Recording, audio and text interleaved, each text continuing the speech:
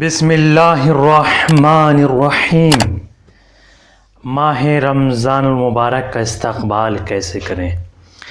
امام علی رضا علیہ السلام سے منقول ہے کہ جو شخص شعبان کے آخری 3 دن روزہ رکھ کر ماہ رمضان المبارک کے روزوں سے متصل کر دے تو حق تعالیٰ اس کو زندگی بھر مسلسل روزوں کا ثواب عطا کرے گا۔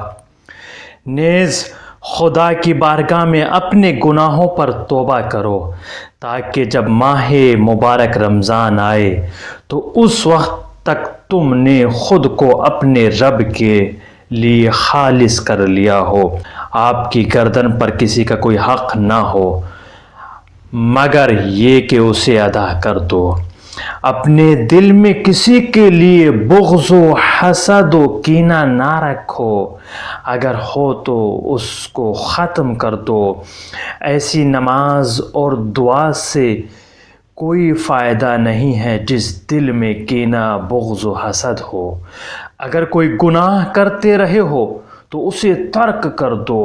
خدا سے ڈرو اور ظاہر اور باطن میں اسی پر بھروسہ رکھو کہ جو شخص خدا پر توکل اور بھروسہ رکھتا ہے تو خدا اس کے لیے کافی ہے۔ حق تعالیٰ اس مہینے میں احترام رمضان کے اپنے بہت زیادہ بندوں کو جہنم کی آگ سے آزاد فرماتا ہے۔